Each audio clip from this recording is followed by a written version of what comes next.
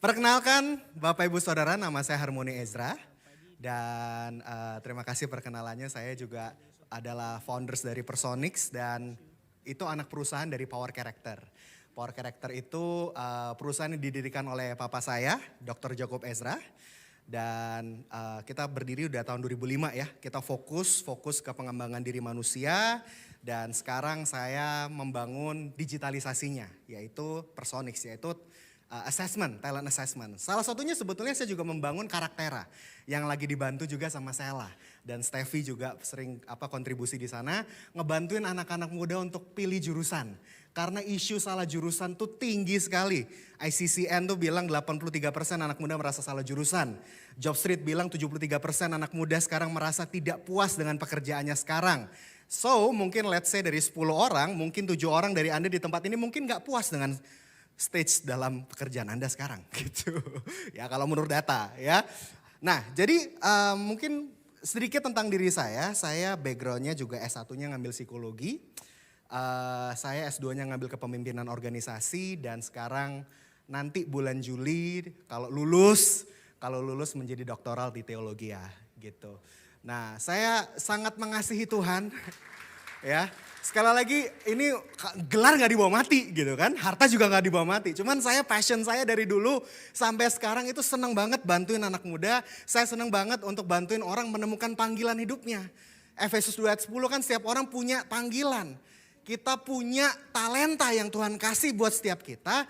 Supaya kita temukan potensinya agar kita berkarya sesuai dengan talenta kita. Kalau talenta arahnya utara, pilihan hidup kita arahnya selatan, capek deh, repot deh ya kan. Nah makanya saya senang banget apa yang saya kerjakan sekarang itu betul-betul selaras dengan panggilan hidup saya. Sampai saya mati nanti saya akan terus equip orang. Sampai saya mati saya akan terus one on one. Saya akan terus melakukan crucial conversation sama orang-orang. Supaya saya senang banget untuk nge-equip orang, ngebantu orang. Agar semua orang bisa serupa dengan Kristus. Ya, jadi sebelum saya mulai izinkan saya berdoa. Agar setiap firman ini bisa bertumbuh berbuah. Tuhan kami datang padamu pada pagi hari ini. Dan kami siap mendengar firman-Mu Tuhan. Kami berdoa agar setiap firman yang tertanam di dalam hati ini bisa bertumbuh Tuhan. Kami mau siapkan tanah hati kami yang terbaik. Kami mau gemburkan setiap tanah yang kering, tanah yang keras, berbatu. Setiap pencuri benih firman kami tengking di dalam nama Yesus. Kami betul-betul mau siapkan hati kami yang terbaik Tuhan. Agar setiap firman ini, benih firman ini tidak hanya cuman sampai lewat gitu aja. Tapi bisa betul-betul bertumbuh dan berbuah berkali lipat ganda dalam kehidupan kami. Dalam pekerjaan kami, dalam keluarga kami, dalam pergumulan kami, dalam perjalanan iman kami. Di dalam nama Yesus yang siap menerima firman. Katakan? Alright, so... Karena saya udah buka ya, karena memang background saya sekali lagi kalau misalkan ngomongin PDT, saya kagak ada PDT-nya. Ya walaupun mungkin di beberapa tempat saya dibilang pastor, pendeta, enggak. Saya cuma mengasihi Tuhan gitu ya. Saya senang melayani Tuhan gitu aja. Saya dipercaya hari ini pun saya senang banget. Kehormatan buat saya ada bisa berbicara di tempat ini. Banyak orang-orang mungkin lebih berpengalaman, lebih sukses, lebih hebat dari saya, cuman... ketika saya dipercaya, saya percaya Tuhan mau berbicara melalui apa yang disampaikan hari ini. Ya, tema besar kita di KTC membangun manusia roh, betul? Ya, tema besar di membangun manusia roh. Makanya saya berdoa, temanya apa ya? Saya minta waktu itu ya untuk berdoa untuk menentukan tema ini sama Kak Meliana gitu ya. Terus akhirnya oke, kayaknya topiknya ini ya, divine connection with God through our mind gitu. Ya, sharing yang Anda akan terima hari ini akan berbeda dengan sharing-sharing mungkin Anda terima dengan hamba-hamba Tuhan sebelumnya. Karena background saya psikologi, scientist ya. Saya percaya bahwa sains dan firman Tuhan itu selaras. Karena sains adalah ilmu untuk mencari kebenaran firman. Untuk mencari kebenaran. Dan saya percaya bahwa kebenaran itu adalah firman. Loh, sebentar, tapi menurut social science sekarang gender itu spektrum. Bentar. Itu kan science itu ada namanya eksperimen. Eksperimen itu mencoba, mengeksplorasi. Mana yang bisa, mana yang works, mana yang enggak, mana yang enggak boleh. Mana yang bisa, betul kan? Nah at the end of the time saya percaya bahwa kebenaran hakiki yaitu firman. It will come back to the Bible. Karena firman Itu kebenaran yang solid. Amin. Nah, makanya jadi hari ini apa yang saya sampaikan ini akan menarik karena saya akan mengkombinasikan apa yang terjadi dengan dari segi psikologis, neuroscience, dan apa yang bagaimana how it works dalam kehidupan kita secara spiritual. Bagaimana itu membangun manusia roh kita. Dan ini akan menjadi lebih praktis. Jadi lebih, oh gitu ya. Jadi ternyata membangun manusia roh itu bukan hanya saat teduh saja. Tapi ternyata dalam saat teduh itu ada manfaat-manfaat yang sangat luar biasa kita alami. Mari kita buka firman-Nya bisa dibantu slide-nya. Nah, slide yang pertama kita membahas hati adalah tempat tinggal Tuhan. Ya, Daud itu melekatkan hatinya dengan Tuhan. Mari kita baca ayatnya Mazmur 91 ayat 14 sampai 16. 1, 2, 3. Sungguh hatinya melekat kepadaku, maka aku akan meluputkannya, aku akan membentenginya sebab ia mengenal namaku. Bila ia berseru kepadaku, aku akan menjawab. Aku menyertai dia dalam kesesakan. Aku akan meluputkannya dan memuliakannya dengan panjang umur. Akan kukenyangkan dia dan akan kuperlihatkan kepadanya keselamatan daripadaku. Yang percaya katakan, siapa yang mau menjadi tempat tinggalnya Tuhan? Amin. Ya, karena di dalam hatinya Tuhan, manfaat bersatu dengan hatinya Tuhan, itu ternyata Tuhan itu yang tinggal. Maka dia akan membuat kita mengalami perlindungannya, mengalami penjagaannya, mengalami pertolongannya, mengalami penyertaannya, mengalami kemurahannya, kebaikan dan keselamatannya. Amin. Amin. Ya, ini harus hidup dalam hati kita. Karena ini janjinya Tuhan. Katakan di kanan kirimu, ini janjinya Tuhan. Ya, tinggal kita hidupi. Baiklah, ini yang bagian yang seru. Jadi kok tadi ada kata dianoia, apa sih artinya dianoia gitu ya. Saya dianoia itu adalah bahasa asli dari kata akal budi. Saya akan bahas di sini. Saya akan mulai dari sebuah pertanyaan ya. Sebetulnya Tuhan tinggal di mana sih? Di hati. Hati letaknya di mana? Hati? Ini liver. Ini liver. Tapi kalau dalam bahasa Inggris, hati di mana? Di sini gitu ya. Tapi ternyata kalau menurut dari neuroscience segala macam perasaan kita, karena perasaan tuh rasanya deketnya di sini, betul ya. Tapi sebetulnya kalau misalkan menurut dari penelitian di MRI itu ilmu otak lah ya. Di neuroscience itu Faal, letak perasaan itu ternyata di otak. Jadi ternyata hati itu letaknya di pikiran kita. Kok bisa? Sebentar. Nah, kita mulai dari awal dulu ya. Kita mulai dari awal dulu ya. How to see God. Nah, ya. Tuhan itu kan ternyata di hati dan ternyata bisa dilihat loh. Sekarang saya mau tanya dengan pertanyaan berikutnya. Siapa yang di sini bisa melihat Tuhan? Boleh angkat tangan? Oh, nggak ada yang bisa ngelihat Tuhan. Nggak ada yang angkat tangan. Oke, ya. Ternyata mari kita baca firman-Nya bareng-bareng langsung ya. Di Matius 5 ayat 8. Ya. Matius 5 ayat 8 kita baca bareng-bareng. 1, 2, 3. Berbahagialah orang yang suci hatinya karena mereka akan melihat. Siapa yang bisa melihat Allah?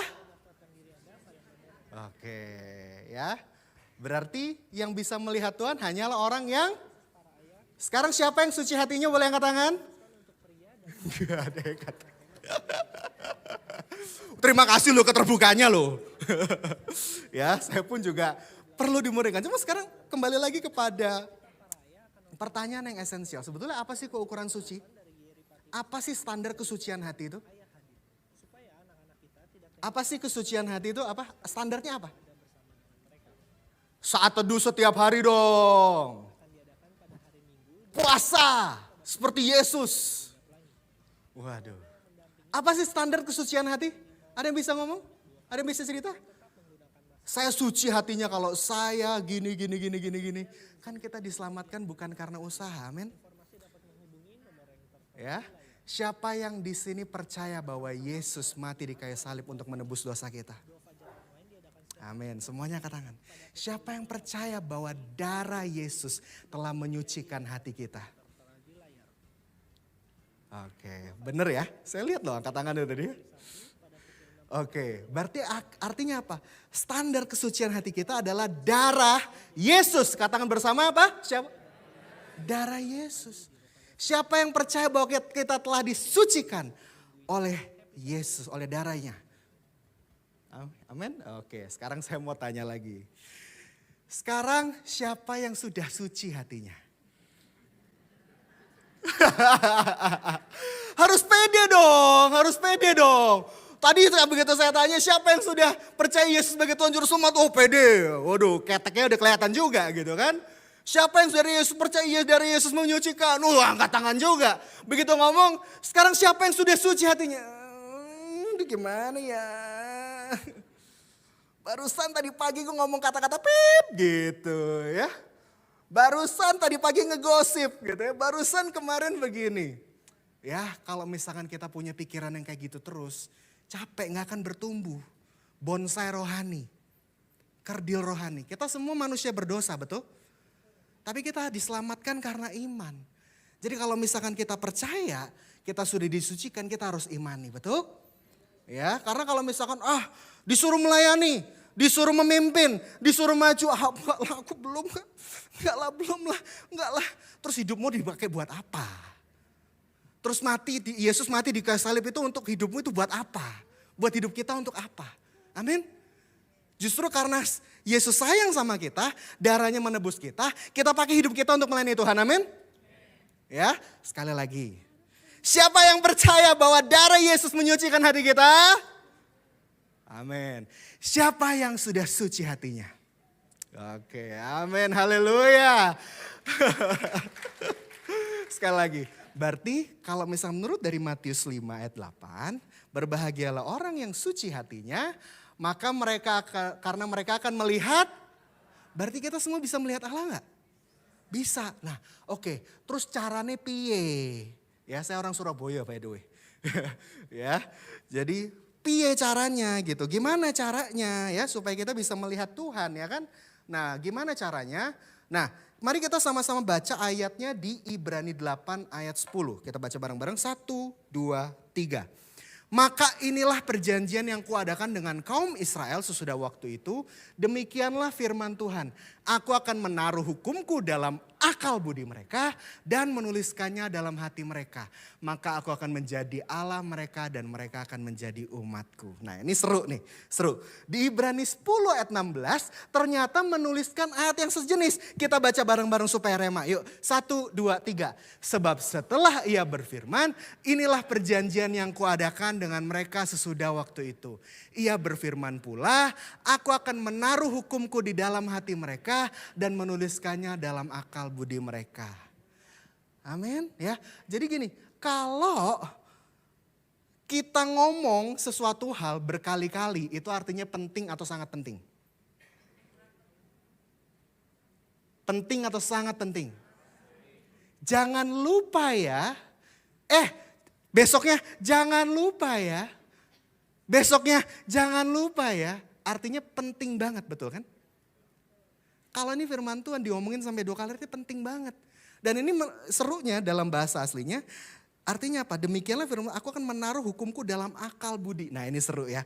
Nah akal budi ini dalam bahasa aslinya ternyata dianoia artinya. Nah dianoia itu dalam bahasa pengertiannya, definisinya adalah deep thought, property, the faculty of mind, its or its disposition, by implication it exercise, imagination, mind and understanding. Jadi ternyata pengertian kita itu melibatkan, pemahaman kita melibatkan imajinasi kita. Nah waduh seru nih ya. Dalam imajinasi itu ternyata di dalam teori psikologi itu ada namanya otak kanan sama otak kiri. Pernah dengar? Pernah dengar? Ya. Ya, kalau otak kanan itu orang yang imajinatif ya. Ini konseptual sebetulnya, penyederhanaan ya. Kalau otak kiri berarti orang yang logis ya. Ya pengen tahu Anda otak kanan atau otak kiri? Lebih condong, dua-duanya punya otak ya, dua-duanya ada pasti. Kalau enggak biasanya jalan miring gini kalau cuma sebelah ya. Cuman pengen tahu ya? Oke. Tolong angkat kedua tangan Anda ke atas, put your hands in the air. Up. Oke ya. Saya minta untuk Anda melipat tangan Anda ya. 1, 2, 3. Nah, ya. Coba perhatikan jempol mana yang di atas. Hah? Oke, lagi. 1, 2, 3. Oke, ada perubahan? Ada yang berubah? Enggak ya, lagi ya. Terakhir, 1, 2, 3. Ada perubahan? Ya, kalau berubah rasanya juga nggak nyaman, betul nggak sih? Ya, betul nggak? Ya. Nah, yang jempol kiri di atas boleh angkat tangan? Oke. Yang jempol kanan di atas boleh angkat tangan? Loh ya nggak angkat tangan ini kenapa jempolnya? Oh mendelep main volley. Bercanda. Ya, jadi gini, orang buat teman-teman yang jempol kanannya di atas, ya, yang jempol kanannya di atas, artinya teman-teman lebih didominasi atau lebih sering pakai otak kirinya teman-teman. Bapak Ibu Saudara. Ya, kalau yang jempol kirinya di atas berarti teman-teman lebih banyak pakai otak sebelah kanannya. Nah, artinya apa? Ternyata ini sekali lagi fun intermezzo aja. Jadi orang-orang yang otak kiri itu memang lebih cenderung logis. Perilakunya, ciri-cirinya biasanya orangnya itu analisis, berhati-hati, perhitungan. Waduh, ya kan? Berpikir sebab dan akibat kalau saya ngelakuin ini yang terjadi, gitu kan ya. Waduh, orang-orang seperti ini juga biasanya cenderung menghargai janji. Komitmen, ya. Tapi tadi udah tahu toh otak kiri otak kanan atau ada yang masih bingung? Ada yang masih bingung? Saya ulangin ya. Yang jempol kanan berarti kamu lebih dicondong kalau misalnya jempol kanan di atas, ya. Tahu jempol kanan toh? Ya. Ini kalau jempol kanan berarti di sini saya. Ya, jangan kebalik gitu ya. Terbingung orientasinya kanan kirinya bingung ya.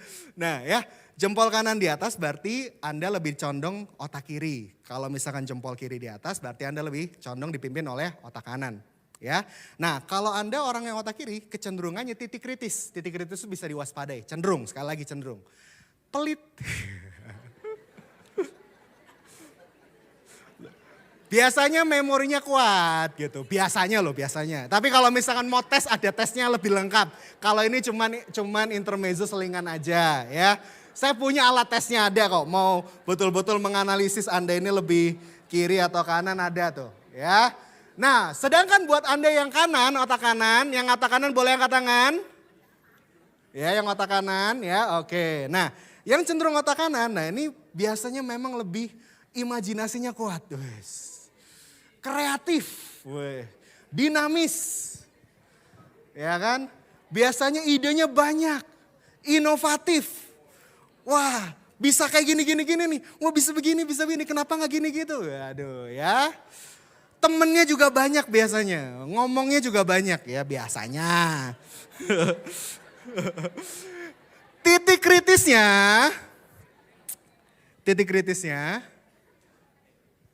baper.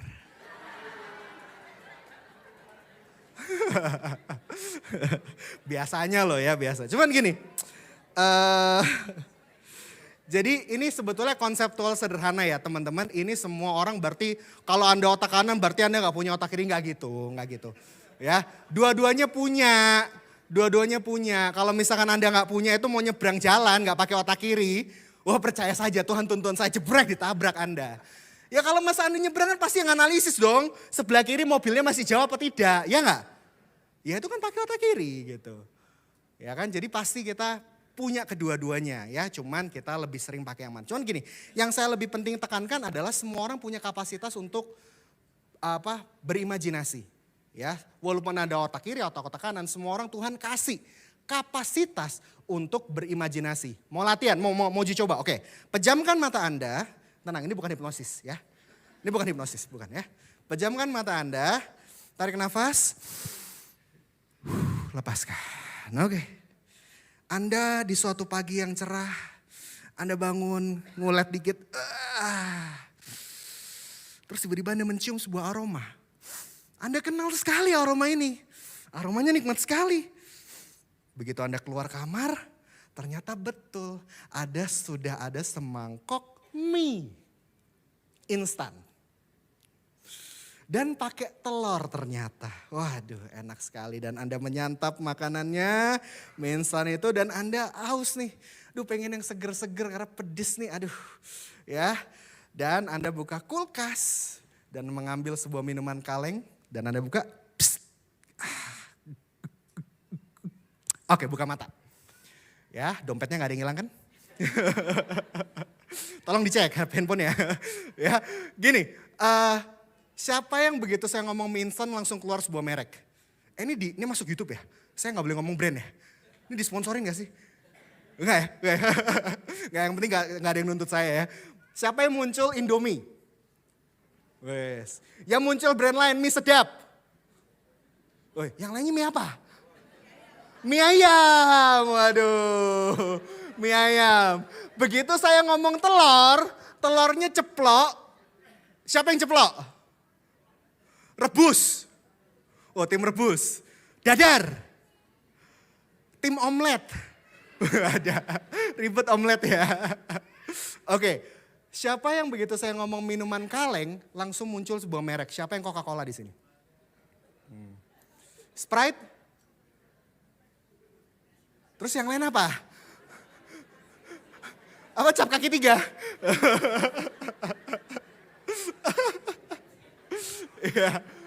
Ya, ini artinya membuktikan bahwa teman-teman punya kapasitas untuk berimajinasi, betul? Ada yang tadi liurnya keluar sedikit, saya belum sarapan tadi pagi gitu ya. Ya. Karena ternyata kapasitas untuk berimajinasi Tuhan udah kasih. Cuman seringkali dalam kita menikmati firman Tuhan, mengalami firman Tuhan, kita nggak bisa dan tidak mengaktifkan kapasitas tersebut. Ya. Dan ternyata firman Tuhan itu ternyata banyak, ternyata bergerak di otak kanan kita loh ternyata. Ya. Firman Tuhan tuh banyak bergerak di otak kanan kita. Ini adalah sebuah gambar activating the right brains. Di mana ternyata kalau kita berdoa dan berbahasa roh gitu ya. Ternyata ada kapasitas dalam otak kita itu yang menyala. Specifically lebih dominasi di sebelah kanan. Ya. Dan ternyata memang artinya apa? Bicara tentang dianoia, Tuhan itu banyak bergerak di otak kanan ternyata. Kok bisa? Maksudnya gimana? Nih, 1 tambah 1, 2 tambah 2, pintar anak-anak. 5 tambah 2, salah. 5.000. Tidak termasuk anak-anak dan wanita. 5 roti dan 2 ikan memberi makan. Masuk akal? Mungkin? Logis? Tapi siapa yang percaya bahwa Tuhan kita mampu melakukan hal-hal yang tidak mungkin? Amin. Yang tidak mungkin bagi manusia tapi mungkin bagi Tuhan. Amin. Air menjadi, orang buta mendengar. Salah ya. Udah normal kalau itu mah, orang buta mendengar ya. Orang buta melihat, orang bisu berbicara. Ya, orang lumpuh berjalan. Mungkin? Mungkin buat siapa? Logis? Nggak logis, nggak masuk akal. Dan berapa banyak di antara kita yang mungkin dalam bisnis kita, dalam pekerjaan kita, aduh Tuhan gak mungkin. Proyeksinya gak masuk. Hitung-hitungan bisnis plannya kagak masuk. Ini gimana mau gaji karyawan Tuhan. Stoknya masih banyak di gudang. Ini gimana shippingnya, kenapa gak beres-beres. Ternyata ada isu, punya klien yang riweh banget. Nah, ya apapun yang kita kerjakan. Kayaknya gak mungkin Tuhan, kayaknya gak mungkin. Tapi bagi Tuhan itu mungkin, amin. Masih ingat pada saat firman Tuhan itu tuh waktu Petrus, waktu Yesus sudah disalibkan dan dia menampakkan dirinya. Waktu itu murid-muridnya lagi mancing, masih ingat? Ya. Dan semua orang tuh bilangnya apa langsung? Begitu lihat ada orang berjalan di atas air, dia langsung responnya apa murid-muridnya? Hantu, betul ya? Hantu nih, nah, itu udah dianoinya bermasalah, proyeksinya langsung hantu nih. Padahal itu Yesus, ya kan? Terus begitu murid-muridnya menyadari itu Yesus, siapa yang pertama kali terjun? Petrus, betul? Petrus begitu turun dan apa yang terjadi? Petrus juga berjalan di atas air, betul? Nah ini yang menarik teman-teman. Ini poin yang saya mau sampaikan. Ternyata ketika kita punya iman itu letaknya itu banyak di otak kanan yang gak masuk akal. Mungkin basisnya based on logis itu gak masuk. Tapi kok gue punya convictionnya, gue punya keyakinannya gitu ya. Kok gue yakin aja nih kayaknya tuntunan Tuhan yang kuat gitu. Dan itu yang dilakukan Petrus, dia terjun itu Yesus excited, dia turun. Berjalan ternyata bisa ya. Gue berjalan dulu menghampiri Yesus. Yesus kan datang kemarilah gitu kan. Langsung Petrus turun menghampiri Yesus berjalan. Tapi apa yang terjadi? Petrus mulai mikir di tengah-tengah. Kena angin. Adem ya. Semeriwing juga nih.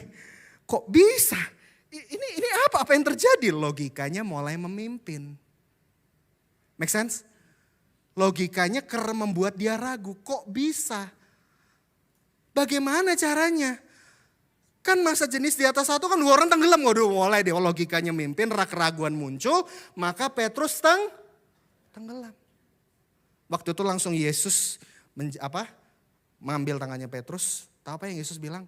Kok kamu kurang percaya? Kok kamu kurang percaya, ini bahasa sehari-hari ya. Ya, kok kamu kurang percaya? Jadi seringkali mungkin kita pakai banyak kekuatan kita dalam apa yang kita lakukan. Dalam pergumulan kita. Mungkin dalam kesakitan kita. Banyak pakai logika kita. Ya. Nah, tapi ternyata di sini dianoia kita itu bisa disalahgunakan Bapak Ibu Saudara teman-teman semua. Ya, di Galatia 3 ayat 1 ya, oleh horor, percabulan, romantika dan lain-lain. Kita baca bareng-bareng di ayatnya. 1, 2, 3. Hai orang Galatia yang bodoh, siapakah yang telah mempesona kamu? Bukankah Yesus Kristus yang disalibkan itu telah dilukiskan dengan terang di depanmu? Siapa yang mempesona kita, Bapak Ibu Saudara, teman-teman semua? Apa yang mendistraksi kita dari salibnya Tuhan? Bukannya salibnya Kristus sudah dilukiskan dengan terang di depan mata kita? Apa yang mendistraksi kita? Dan inilah yang merusak pikiran dan hati kita. Inilah yang merusak dianoia kita. Inilah yang membuat iman kita tidak kokoh dan teguh. Karena asupan yang kita masukin setiap hari, scrolling TikTok, scrolling IG, YouTube. Itu yang mungkin Anda lihat yang boten-boten yang enggak. Ya. Sebagai contoh, saya pengen menguji dianoia Anda ini masih beres atau enggak ya. Masih suci atau tidak ya. Oke, tolong jawab dengan spontan. Ya, langit warnanya? Apel warnanya? Ya nggak usah berargumen. Kenapa jadi debat di sini? Ya kan ini yang pertama kali muncul, ya. Ya, papan tulis warnanya? Mic warnanya? Cewek cantik kulitnya? Aduh.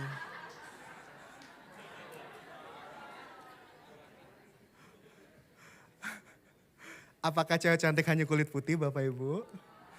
Oh, korban apa Anda? Habis nonton apa? Habis nonton Korea katanya ya. Sekarang ada AI yang lagi viral banget tuh kan. Semuanya jadi artis Korea semua gitu kan. Ya. Itu semua gara-gara bukan hanya Korea. Saya masih iklan sabun aja itu ada. Ya kan, guys lihat deh yang sebelah kanan ini pakai produk saya, yang sebelah ini kosong ya kan. Ini saya gosok putih banget, lihat gak sih gitu. Anda beli sabunnya gosok terus sampai lecet. Loh bener gak sih? Makanya sekarang ada tren Dimana ada orang yang mukanya putih lehernya enggak gitu. Ya gara-gara standar itu siapa yang ciptain? Standar itu siapa yang ciptakan? Manusia. Mau Anda kulitnya gelap, mau sawo mateng, mau putih, kita semua punya Tuhan, amin? Oke. Cowok ganteng perutnya? Buncit. Aduh, izin Pak, high five dulu, siapa yang ngomong buncit? Siapa yang ngomong buncit? High five, high five bro. Aduh, ya. Sekarang kita harus bikin tren baru, zamannya cowok prenagen, ya gak sih bro? Gak. Ya mau six pack, mau kurus ya, mau gemuk, semua. Gak, itu bukan jaminan buat kita masuk surga, amin. Kita masuk surga karena darah Yesus, karena pengorbanannya, amin. Ya, sekali lagi terakhir, saya mau nguji apakah dianoia Anda ini betul-betul ternyata bisa dirusak gitu loh. Dominasi otak kita, respon otomatis kita, itu yang muncul pertama kali dalam kita menghadapi tantangan, persoalan dalam kehidupan yang muncul apa?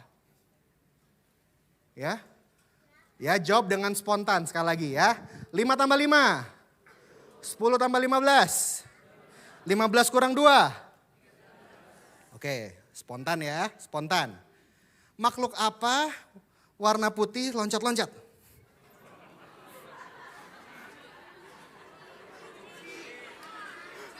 Curang, gak spontan. Tadi saya langsung dengar di sebelah sini, saya gak tahu yang mana ya. Saya gak usah ngaku ya. Gitu ya, tapi langsung pocong tadi gue denger. Kenceng banget tadi di sini. Gue gak tahu siapa ya. Gitu ya. Waduh ya. Ya kalau misalkan reaksi, maksud saya kelinci. Kan warna putih loncat-loncat. Ya enggak gitu. Ya tapi kalau pikiran Anda langsung pocong gitu ya. Ya aduh. Kayaknya butuh kelepasan ya. Ya.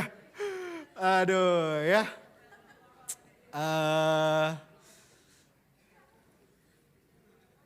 Itu adalah tanda bahwa ini respon otomatis karena horor itu sudah didesain kalau kita suka nonton film.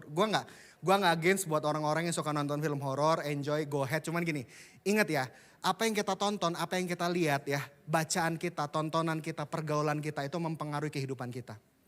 Saya ulangin lagi. Bacaan kita, tontonan kita, pergaulan kita itu mempengaruhi kehidupan kita.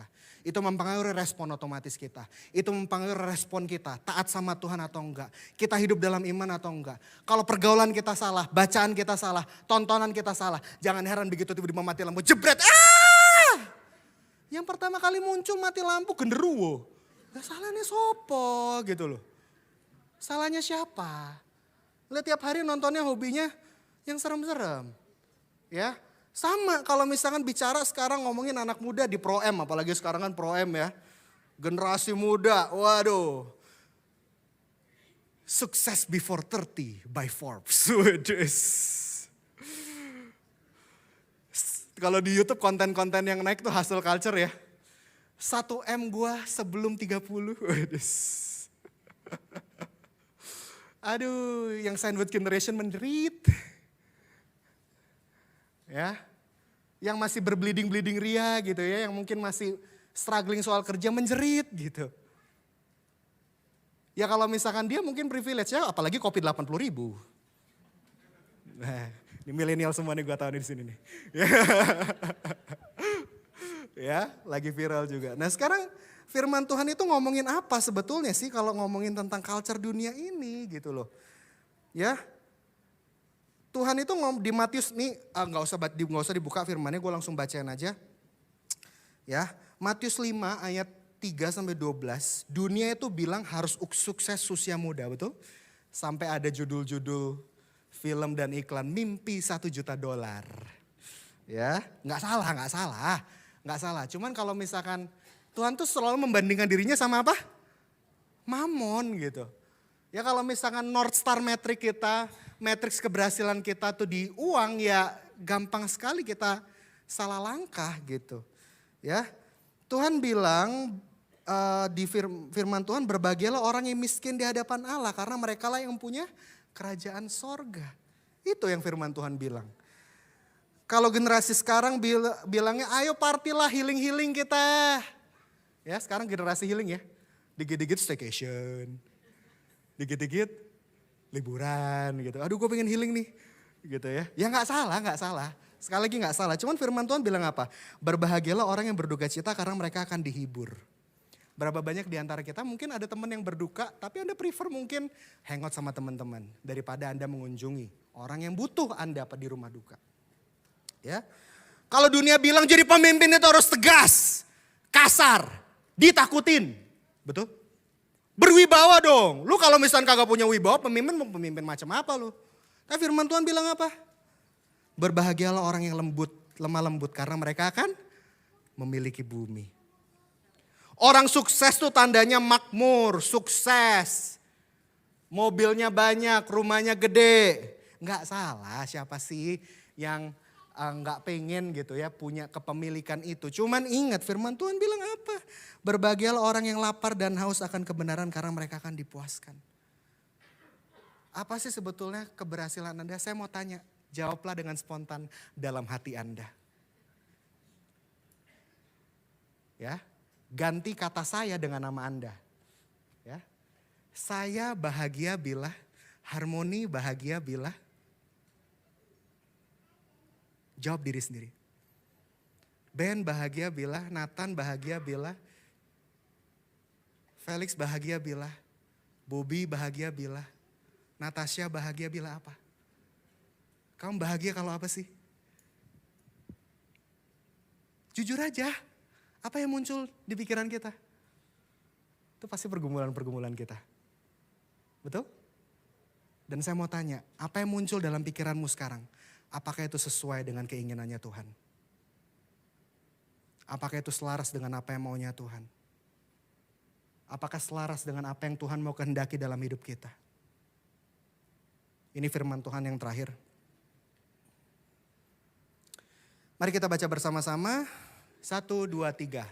Jawab Yesus kepadanya, kasihlah Tuhan Allahmu dengan segenap hatimu dan dengan segenap jiwamu dan dengan segenap akal budimu. Boleh saya minta keyboardis? Tuhan bilang bahwa kita harus mengasihi Tuhan dengan segenap hati kita, segenap jiwa kita, dan segenap akal budi kita. Bagaimana kita mempraktekkan ini? Dan mungkin Anda bergumul, kok susah ya mempraktekkan firman, kok susah. Coba Anda renungkan lagi, mungkin bacaan Anda, tontonan Anda, pergaulan kita mungkin gak selaras dengan firman. So we need to make sure. Kalau di sini memang ada pro-M, ada pengusaha muda yang mungkin lagi struggle. Ayo kita sama-sama bareng.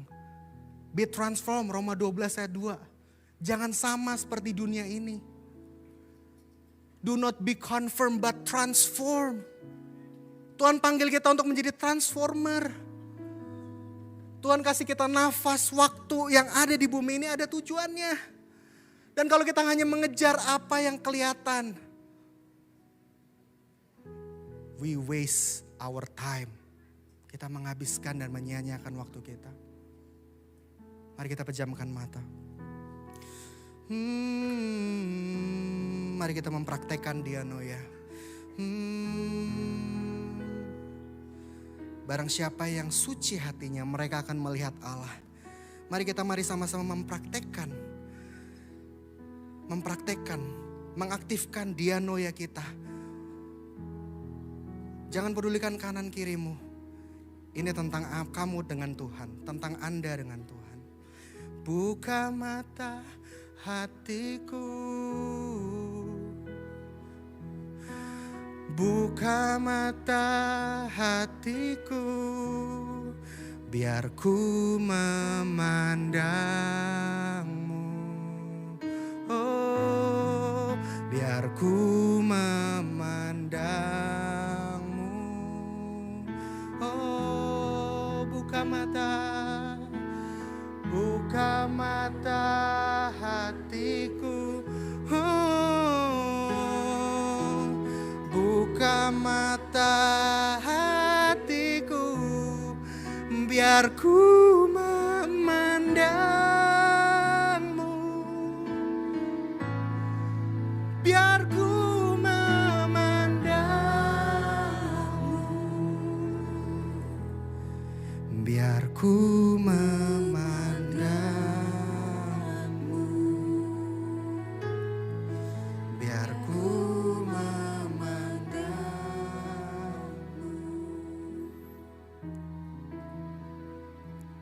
Ini waktu yang pribadi dengan Anda, pribadi dengan Tuhan.